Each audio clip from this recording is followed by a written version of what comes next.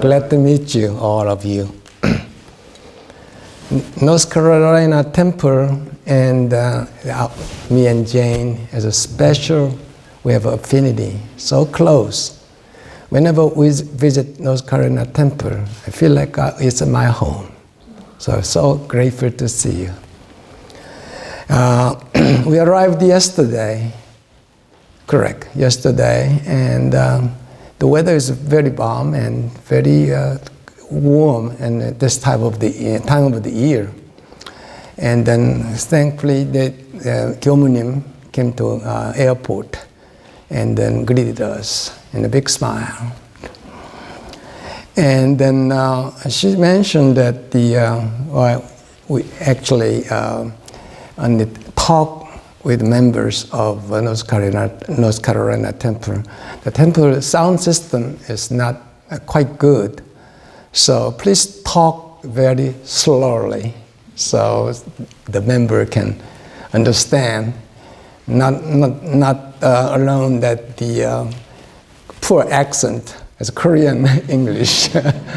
So I'm gonna try to talk slowly. And again, North Carolina and then me has a very strong affinity.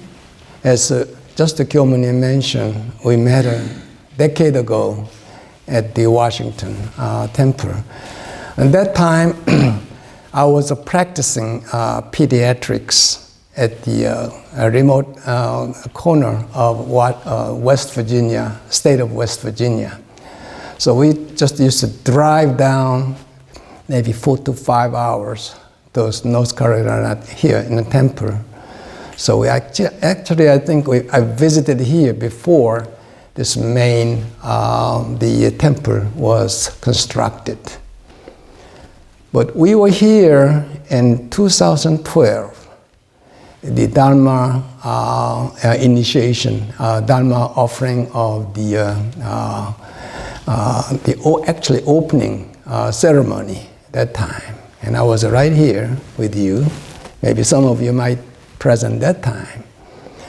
And then I came back again about 3 years ago when the previous Prime Master Sotaesan was visiting here for the commemoration of 100 years celebration founding of One Buddhism. It was held at the Dharma Center of Claverack, New York. And I went there and we came down all the way to North Carolina Temple because he really wanted to see this new, wonderful, gorgeous temple. So I stayed here a couple of nights that time. And then I think I translated for him maybe a couple of his sermon. And I wonder, maybe some of you might remember me that times. At that time, I believe the Kathleen Her was the 입결을 뭐라 그러죠? Dharma name, receiving Dharma name. I was talking here, and then 2 more members. But I remember the Kathleen. Oh yeah, right here. Yeah, but that time was 3 members was also got the Dharma name, and I vividly remember your wonderful talking that time. And again, the last your sermon about I'm tired that talking. And after that, I just completely, my fatigue disappeared. I'm not tired anymore myself. So that's why just so honored to be here because the Jaktawanim, Gyomunim called me about a month ago. Well, this is the winter time, and if you have some spare time, why don't you come down and meet our Dharma friend in North Carolina? And so I was always thinking about coming back again, and since she invited, how can I refuse? So we just, and then I tried to pick up the topics when meet, and then my memory of meeting Sotaesan when I was an infant, only 4 years old, just a very vague memory. But anyway, by talking that subject, I can bring up some history of Won Buddhism, because of course you have read the history through the book, but when you hear the actual history from the person who actually witnessed some of them, it might be more vivid to you, so you can more appreciate the Won Buddhism history.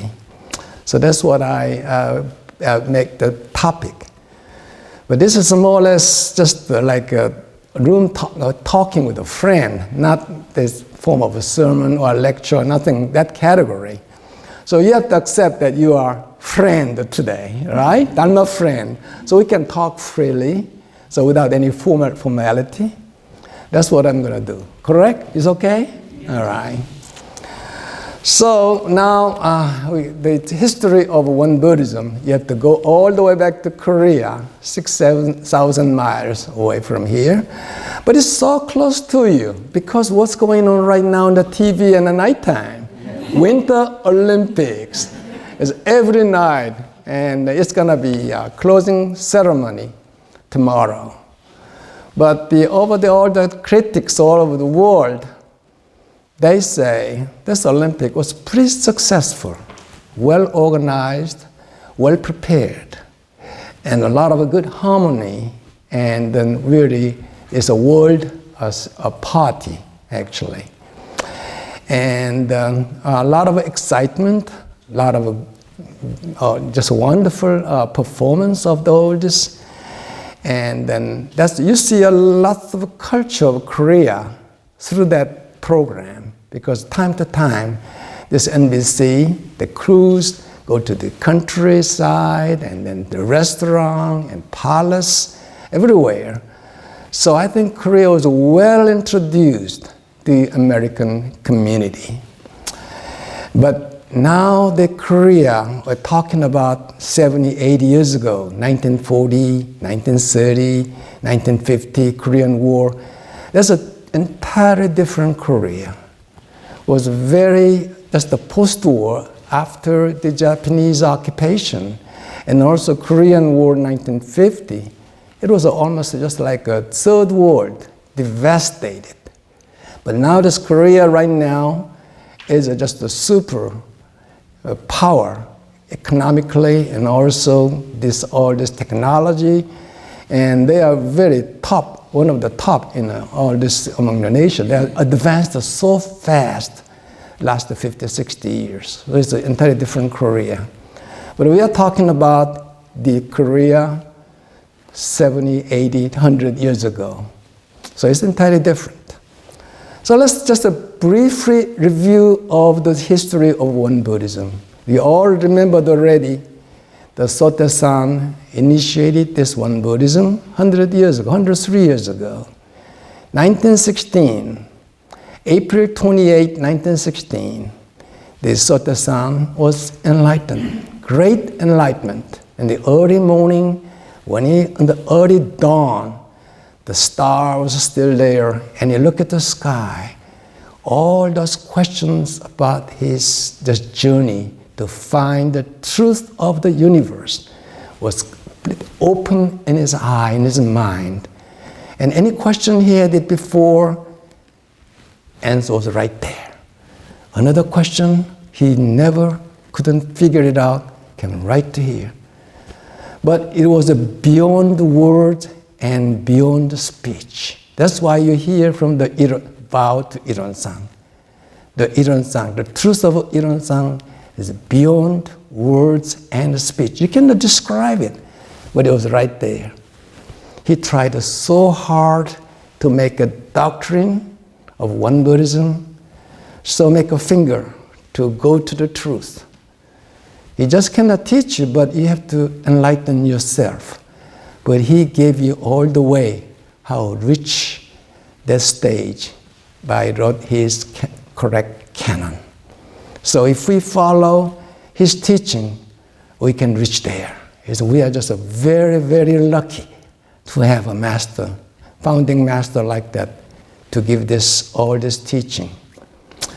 Okay, so 1916 he was enlightened, and all the people gathered together because he already is a different person.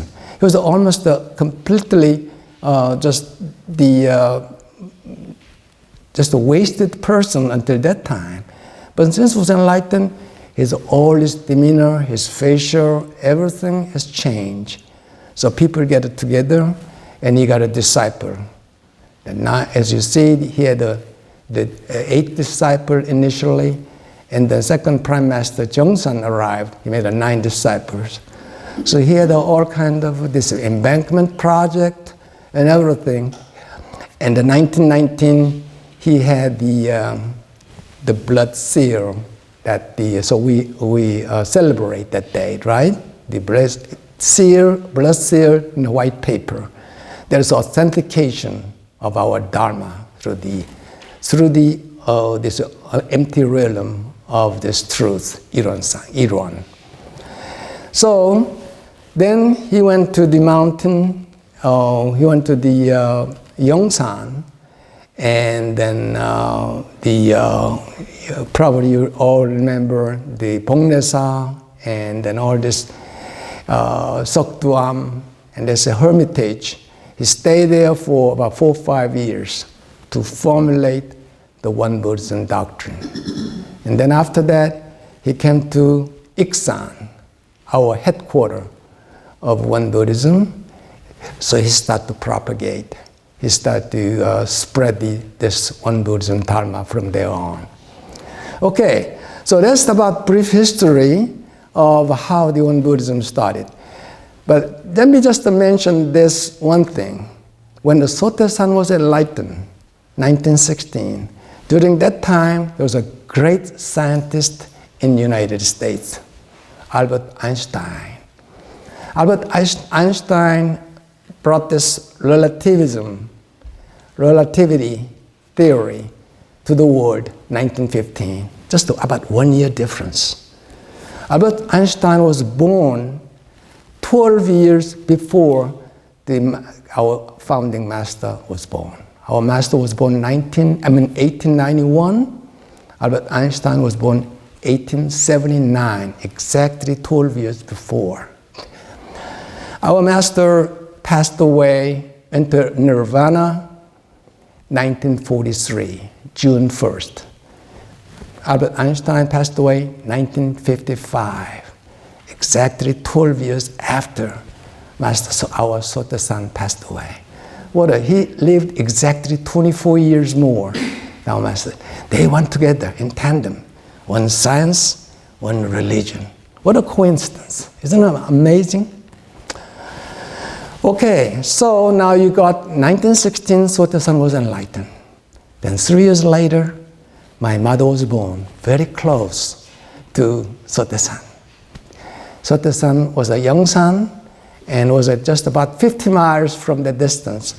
My mother was born to a pretty wealthy family in that province.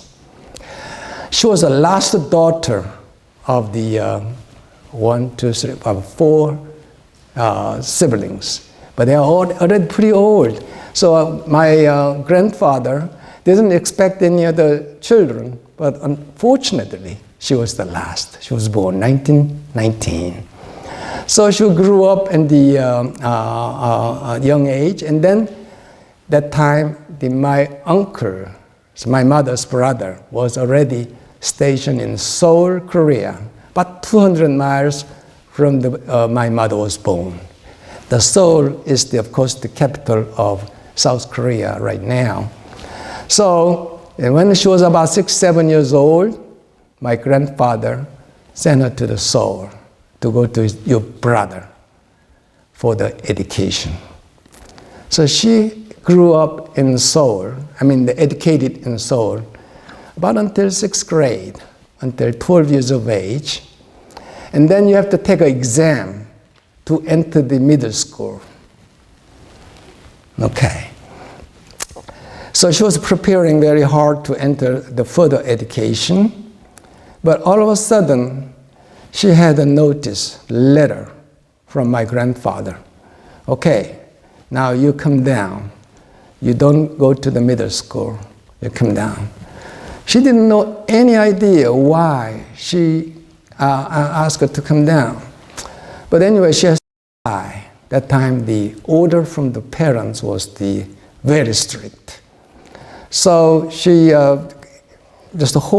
taking an exam, she came down to the country where father was living, and then, in a surprise, they announced that you found your husband to be and you're going to get him married.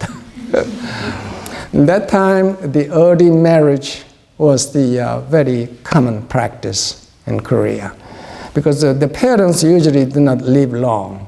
That time, the lifespan is about 40 to 60 years of age. Many people past this age of 60 because of the poor the health care and poor nutrition and so forth. That's my destiny. I'm gonna get married. That's what she thought. That time, my father, go to my father's side. My father is 2 years older, 14 years of age, and he was already in Seoul. They sent again. They also lived very close to where mother lived, but not too close, about 60, 70 miles distance. They have no connection whatsoever with my mother's side.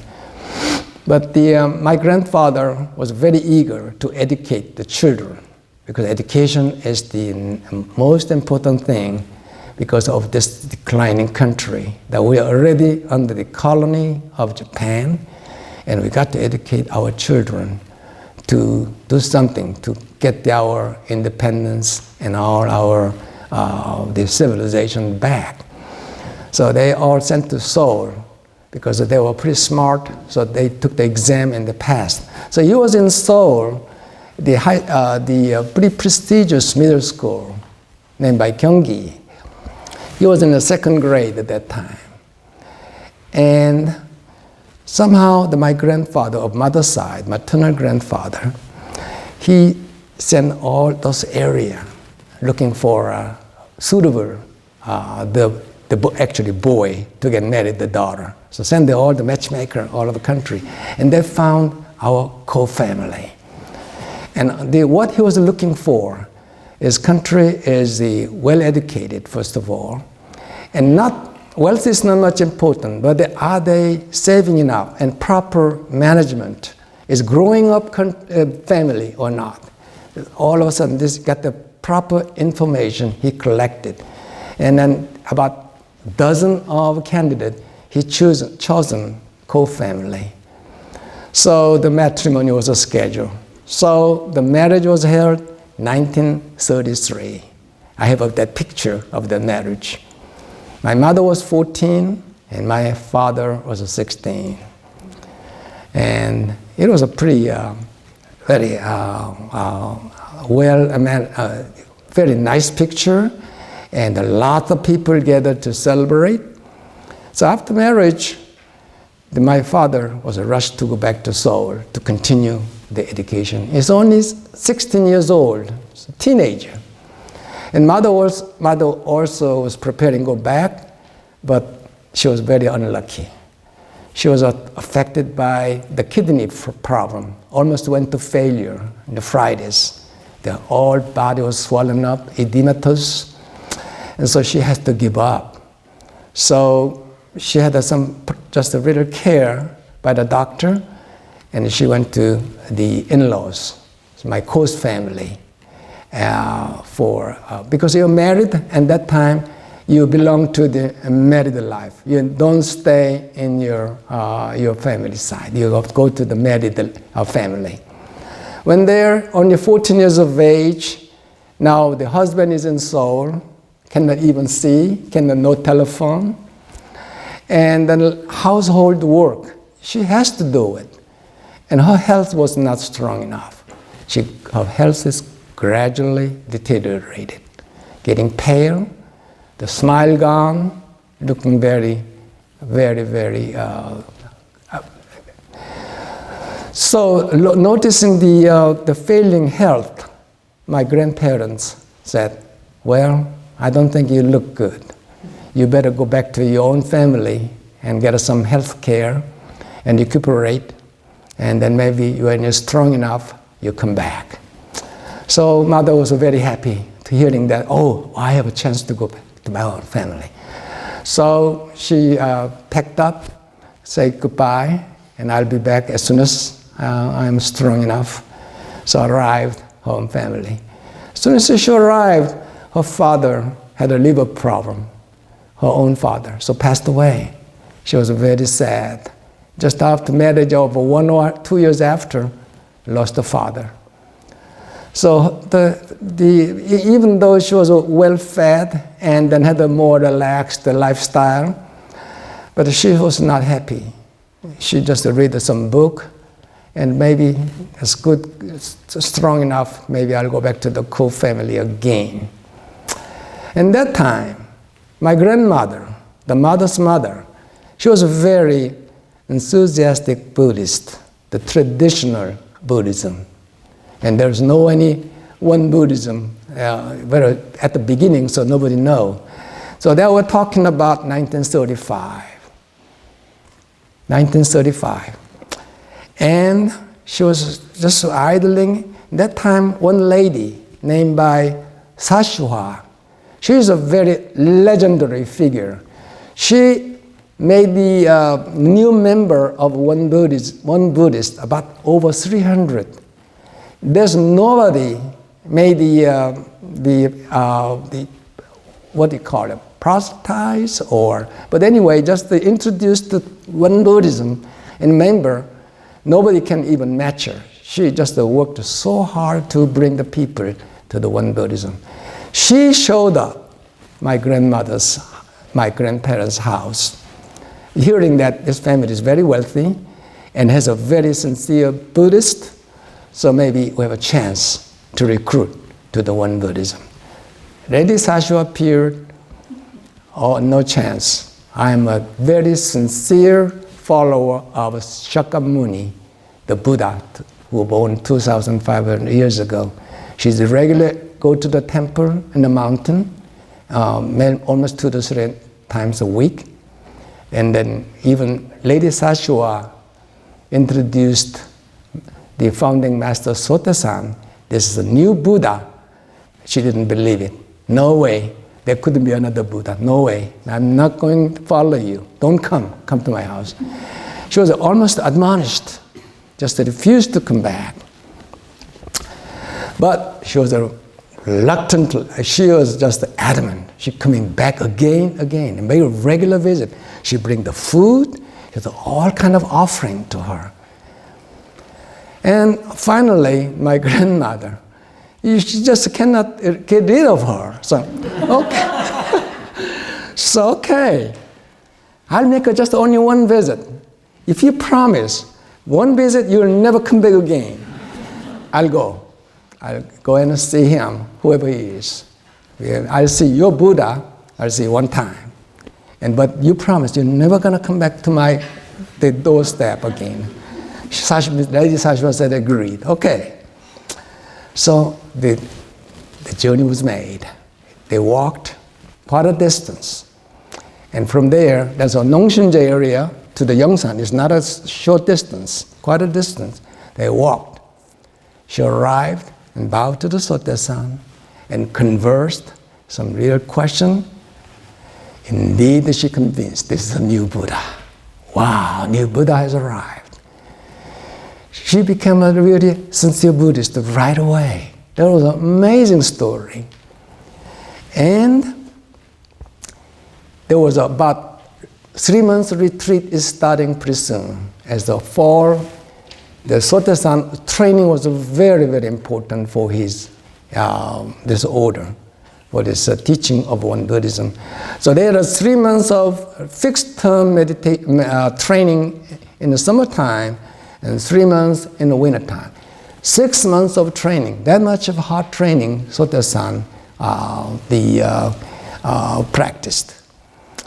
Okay, so the Lady Sashua came over to accompany her. Okay, we're going to the fixed term training. Retreat, we call it that time a retreat. And then my mother was idling that time at home. Okay, mother, can I join you? I have nothing to do here. I'm just taking care of my health and resting. So I can join you. Since you said there's a really true new Buddha, I like to see him also. And I like to join the training. And my grandmother said, no, you are too young for the religion, and still you are not quite strong enough to have this intensive training. When the mother doesn't approve, you have no choice. You just have to stay home. So a few days passed, and my mother was very gloomy and very sad, actually, because although nobody talked. And then all of a sudden, about 3 days later, Lady Seshua, come back, ring the bell. Oh my, lady, how in the world you come back again? It's quite a distance. Oh, for the 3 months training, you need some kind of equipment, proper attire, and then a lot of things, but they just rushed to go and they all forgot. So your mother ordered me, come here to pick it up. And then just before she left, she looked at my mom. What are you doing here? Why don't you go there, founding Master Sotaesan? Because it's wonderful. I just had a one-day practice, and it's just really, I'm just happy about this, his way of teaching. So why don't you go together? My mom said, no. My mom disapproved. I cannot go. I'll make an excuse. Don't worry. I'll make all kind of excuse so your mom wouldn't get mad. So let's go together. So, wow, maybe she will take care of me and my mom wouldn't get mad. So she just rushed to pack up the clothes and followed her.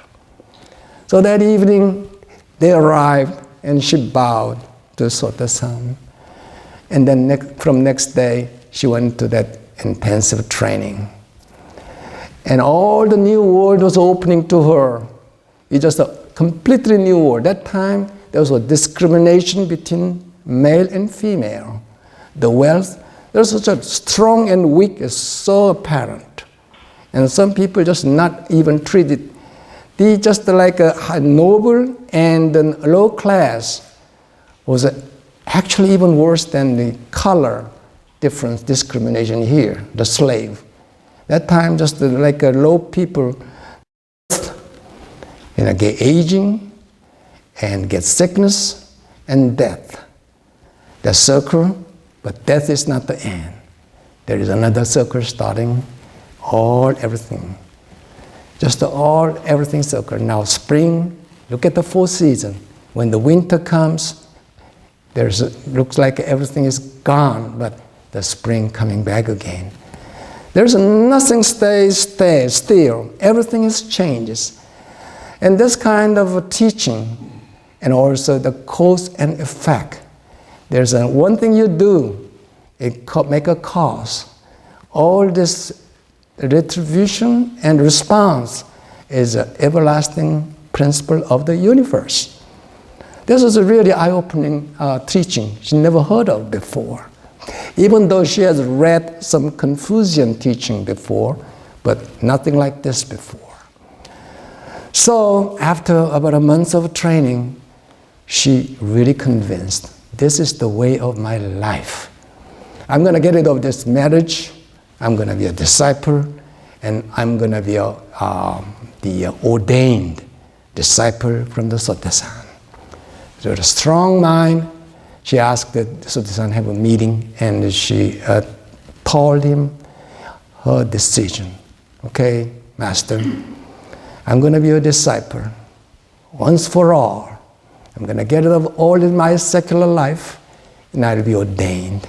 And I'll work for this order until, with all my ability, until I die.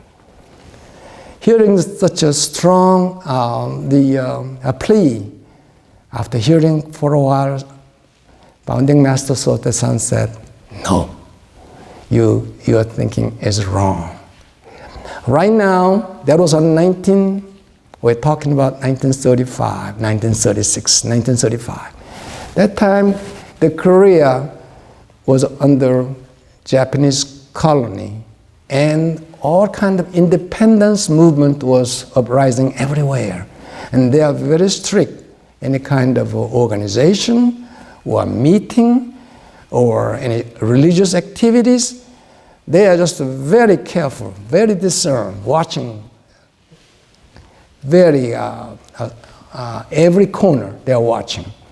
So if they found out the one Buddhism ordained some married lady, then there will be an excuse to get to us, and there will be an excuse to demolish one Buddhism. And also, it was just immoral to accept the married people to the ordained area. It was not really allowed.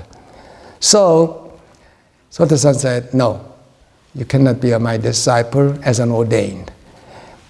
However, you can practice one Buddhism when you go back home, and you can be a wonderful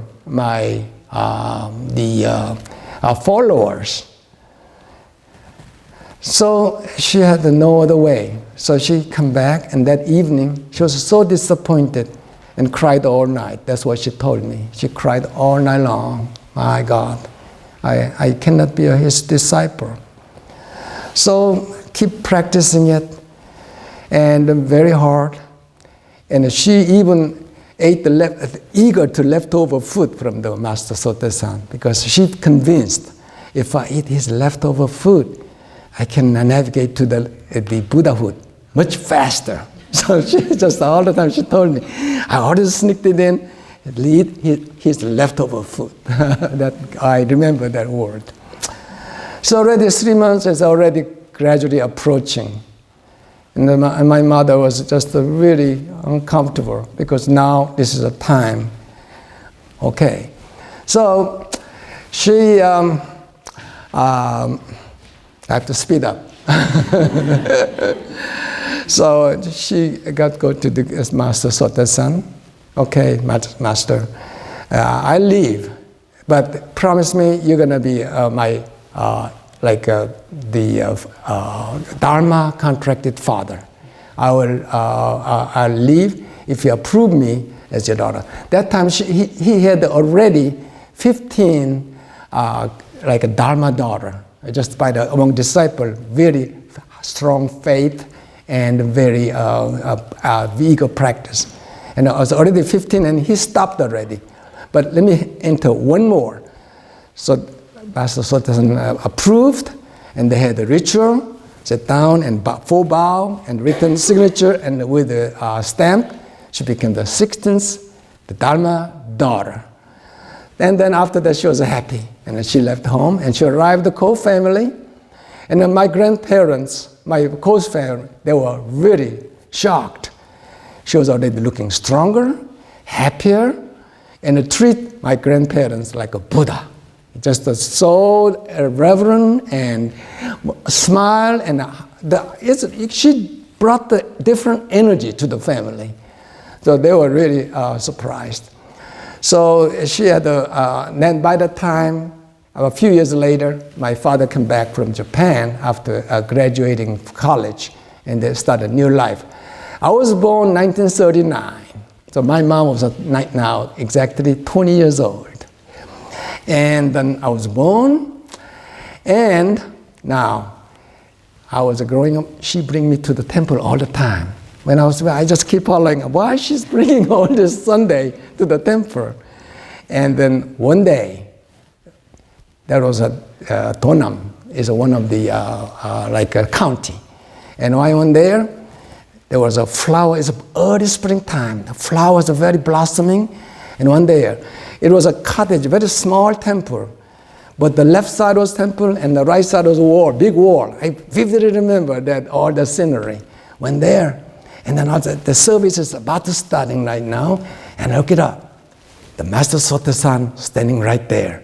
Look at, wow, in young eye, 4 years of age, I couldn't meet his eye. It was so august, so it was an unimaginable experience. I couldn't even focus on him because it was so awesome to me. So I just drove my eyes, but he's just a talking sound is coming up, very tingling. I mean, these are just very like a musical talking going on there. But then I just stayed on the side, but I couldn't see him back again. And that was 1943, springtime. And that memory just embedded. It was a great memory I treasured through my life. And that June, several months later, I heard that he passed away. And my mother, I had one younger brother, and brought me and younger brother to the Iksan, 200 miles train ride. And when she arrived with two sons, my father didn't accompany that time. And already the herd already went out through the gate and already going to that way, and cannot go and meet them because there's lots of people surrounding the coffin. So she just hold the tree there and just cried. And my memory, that funeral is very dim, not as clear as my encounter at the temple. But anyway, I was right there when the Sotaesan was moving to the funeral house. And then after that event, the second Prime Master, Jongsan, became the second Prime Master. Japanese didn't bother Korea, the Wonbulgyo anymore because, after the Master Sotaesan passed away, this religion will disintegrate. He's the only figure, the people coming. So, okay, let the Wonbulgyo leave alone. We don't have to watch them anymore. No, they're getting more stronger. Under Jongsan, we had a more powerful program and then more organized. And 2 years after, Japan surrendered because the atomic bomb came down to Hiroshima and Nagasaki, and they surrendered without any condition. And so 2 years. If this Master Sotaesan lived 2 more years, he could see the independent Korea, but he couldn't do it because Japan pressured Sotaesan. You come to Tokyo, Tokyo, yeah, and then you have to meet the emperor of the Japan, and you have to, this one Buddhism and Japanese, the Buddhism has to integrate together, and they're gonna try to make the one Buddhism Japanese Buddhism. The Sotaesan realized if he agreed on that term, the one Buddhism cannot exist anymore. And he knew the Korean independence and just rooming in a couple of years. But we cannot do that. He chosen the nirvana. I have to go so one Buddhism can survive. So the 1948 one Buddhism, the name is formalized. Until that time, it was Buddhism Research Society. Didn't make a name, even though the Ilonsang was enshrined 1935 at the Great Enlightenment Hall in Iksan. But we didn't make the name One Bulgyo, One Buddhism. We didn't make the name until 1948. 3 years after Korea was independent, the One Buddhism was born. So, and I met the Jongsan second Prime Master. I met the third Prime Master Daesan, and then I was here with the Joseon on the Buddha, the initial ceremony that time here, and then right now our Prime Master is a Gyeongsan. So it just I have tons of talk, but now she gave me only 3 minutes. I made it too elaborate at the first part and too quick on the last part. But maybe next time, if I have some more chance, maybe I can talk to you more in detail and more interesting episode. But anyway, that memory of the temple meeting Founding Master Sotaesan is my treasure. I keep in my heart until I die. And then I hope that information can give you some small inspiration to the One Buddhism. Oh, I met the guy who met the Sotaesan. Isn't it great? Thank you very much.